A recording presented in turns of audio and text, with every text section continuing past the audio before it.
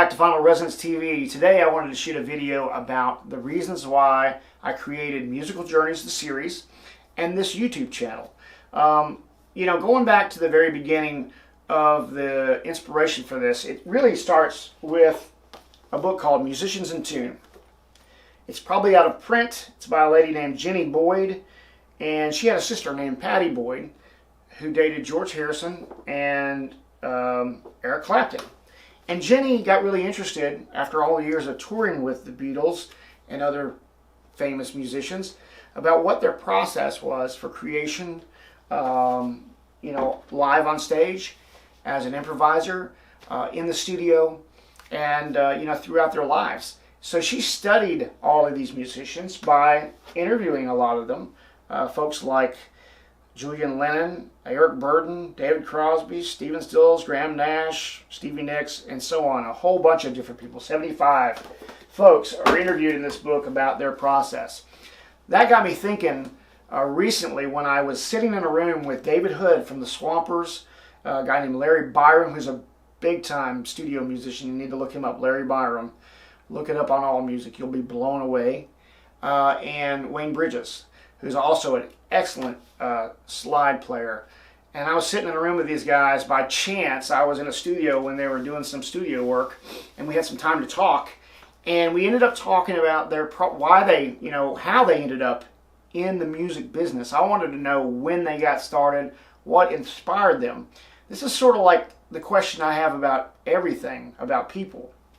I'm trying to make, connections with what drives them, what's the inspiration behind their life, and musicians in particular. So I was sitting there with these guys having these conversations, and I got home from that, and I had such a buzz about it that this channel idea came up of having a Final Resonance TV and be able to interview fellow musicians.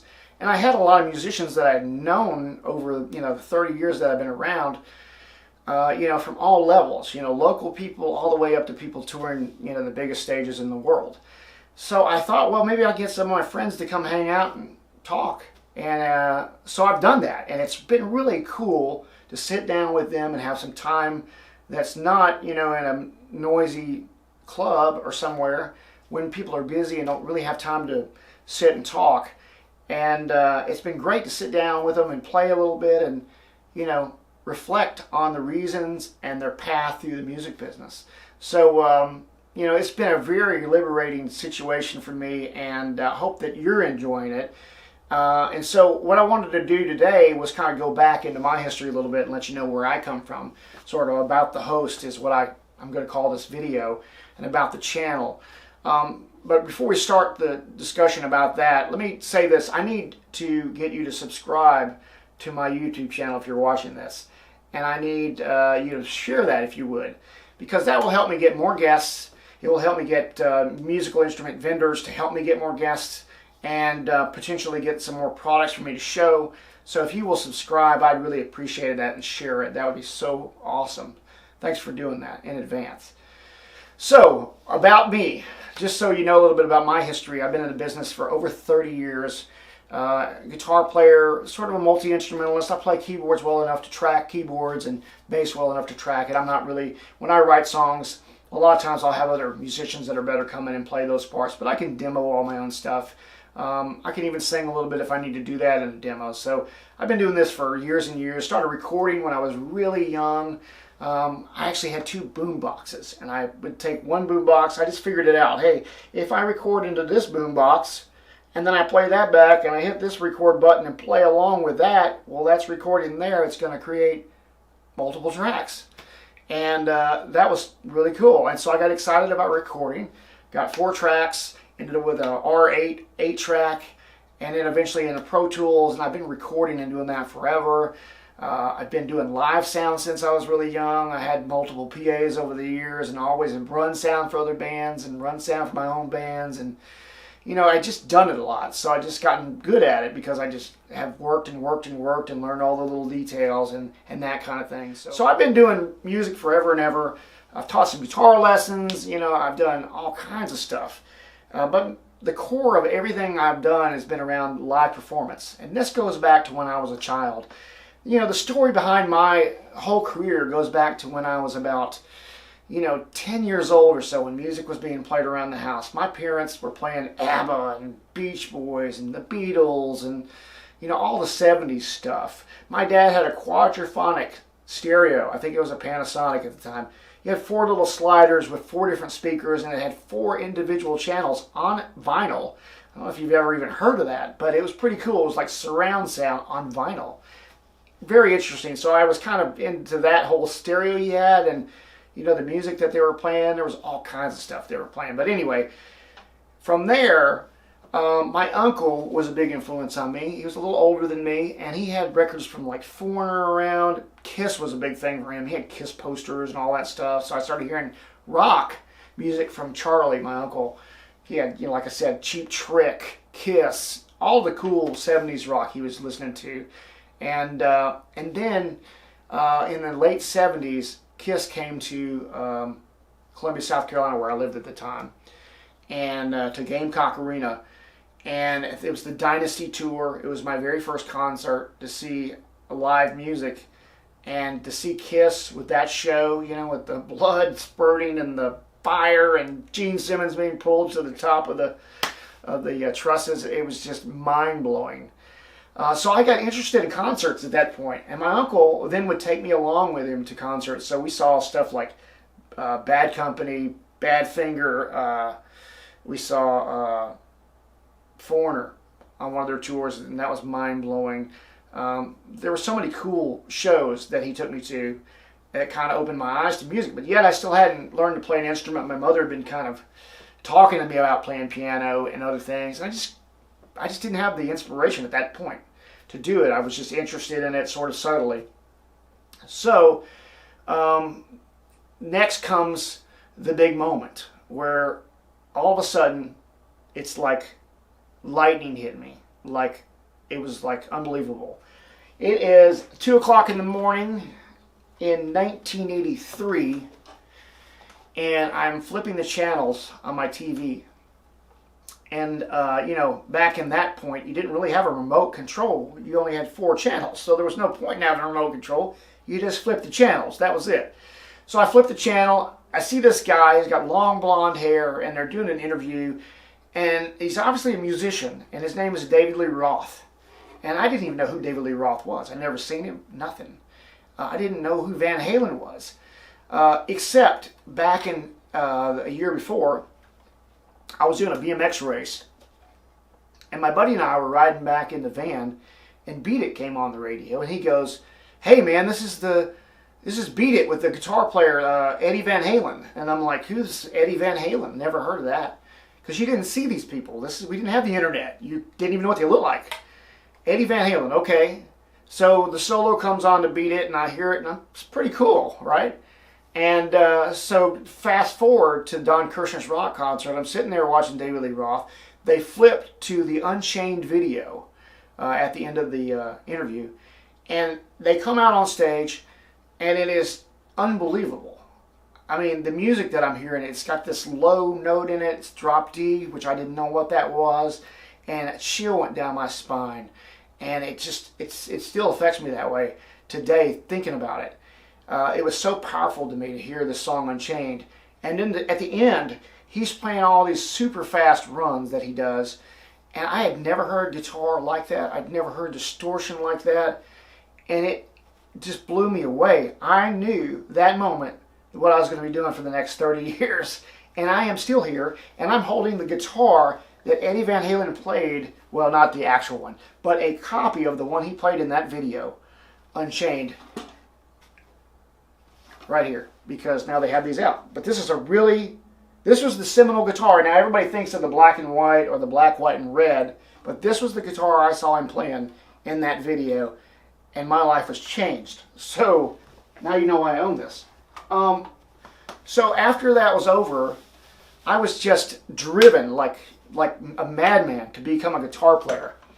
And so my parents, decided, okay, we'll get you a guitar, we'll get you an amp. So they got me this guitar right here, a Ibanez Roadstar 2 from 1983. It's got a bird's eye top, which is kind of unique, a bird's eye maple top. and I think it's all their body, and some really cool like PAF pickups.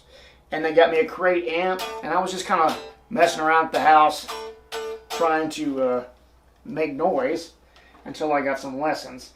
Prior to this, now there was a guitar around my house that my uncle had, a little black guitar, and when I first saw the Van Halen video, I immediately grabbed this guitar and was trying to learn how to play, but of course I didn't know anything.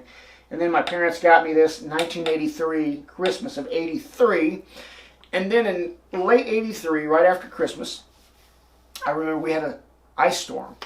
And ice storms in the South, they wipe out everything. You got no power, nothing. And you're sitting around a fireplace with a radio on, and that's all that you got. And the radio's on, and they start playing Jump, because it had just been released for the 1984 Van Halen album.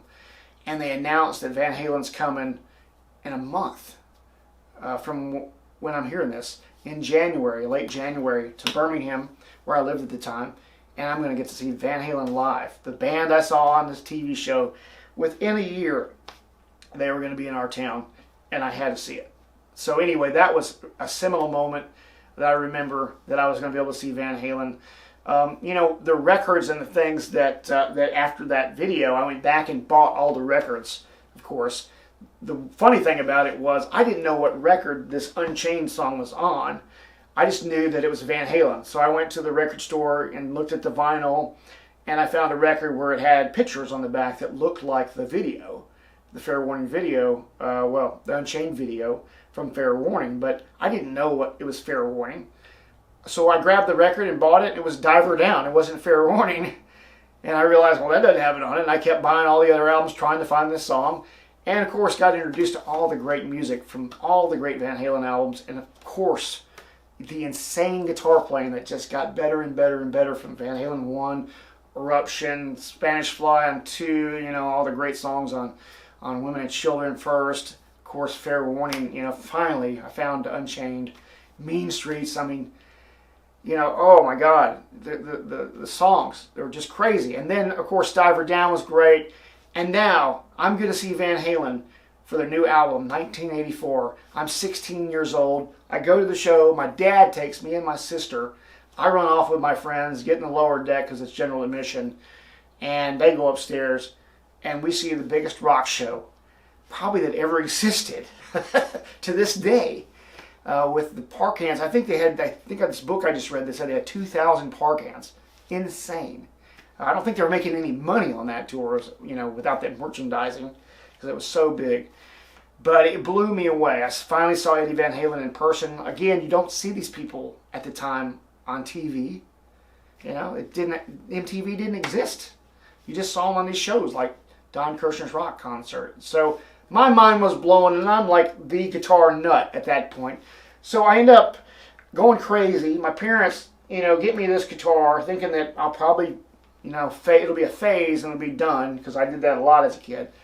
But then on my 16th birthday, again, just only months after the 84 concert, I'd gone guitar bananas and told my parents, dang it, I need a Gibson. So, you know, they finally gave in on my birthday. I had the 16th birthday and bought me this 1984 Explorer and this Lead 12 Marshall amp, because you had to have a Gibson and you had to have a Marshall if you were going to be a rock god, a rock star. And that was my, you know, my thing. I wanted to be in Van Halen, obviously, after that. So it was crazy. And that was what I tried to do. So I put together bands in high school, a band called Midnight Sun, Distortion, High Voltage, all made up of friends of mine. A lot of them were the BMX friends that had ridden bikes with me. I just said, like, you gotta learn to play an instrument. So we went and got a teacher, a great teacher named Kenny Bush, and he would teach me the guitar parts and my buddy the bass parts, and we'd go home and try to play them together. And then he would teach me cover songs, and then he would teach me how to write my own songs, because that's something I wanted to do.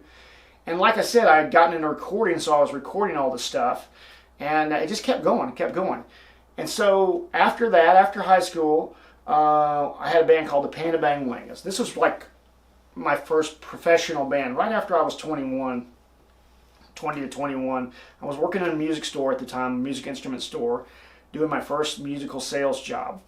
And I was loving that. And then I had this band that I was picking people up from the store from. I got a bass player that came into the store, and then the singer I met out, and the drummer was one of my co-employees. So I had a group of people that could play, put together this band, the Panda Bang Wangas, and then we struggled to get going, and we had these guys, the Vallejo brothers, that are out and still out in Austin, Texas, help us get a gig after we kind of failed to get going. We had one gig and nothing else happened, so they gave us a gig opening for them, and then all of a sudden we were able to turn, nothing into a 2-year stretch of gigs with the help from our buddies. Damon Johnson was another one of those people. Damon was in local bands around Birmingham at the time. Eventually was the leader of Brother Kane, and then ended up in Alice Cooper with Thin Lizzy and a bazillion other things. Now Black Star Riders had let us open up for his bands and kind of help out, help us get going. And so it really did. It just opened the doors wide for us. So we were off. And so a couple years later, I got an original band together. I joined one, actually, of some guys that I really respected. One of them was a writer named Jamie Robertson, and he had some great pop songs, rock songs. And, all of us wanted to be on a big stage. That's what we wanted. So we were looking for that original material that was going to get us there. And Jamie had that material. He had those songs. And unfortunately, the band Relics that was after that, we did a ton of things. We opened up for the Romantics. We won all these Battle of the Bands. We played in a small arena for a big Battle of the Bands thing. We had done radio and TV and all kinds of stuff. It was really cool. And we did this over a very short period of time. Recorded a professional demo to shop to record labels. We had, people coming in to see showcases. While we were doing gigs, we were playing entire sets of original material. So it was crazy. We were really compacting a lot of stuff into one period. And the problem was, this was right before Nirvana hit. And we were sort of like the Loverboy meets Journey sort of thing. And, that music died. And when that music died, I didn't really have anything to do. I was, we kind of disbanded the band, and there wasn't anything to do. Nobody wanted to hear that anymore. So from there, I went and I had an offer to go play a midweek gig, playing every week, and it was with older players. I'm playing the material that they want to play, which is a lot of Beatles and a lot of Beatles. But anyway, and there was other stuff. But then there were some other guys that I met in that same area, and I joined a band with them, and we ended up playing all kinds of things. So like stuff like Whiter Shade of Pale comes to mind. Let's see, all the classics, New Orleans Lady, My Girl, stuff like that. Just tons of classic music. And so I learned a lot of these standards from folks that were much older than me, 10 to 15 years older. And I was in that scene, which was a totally different side of town in Birmingham, for 10 to 15 years.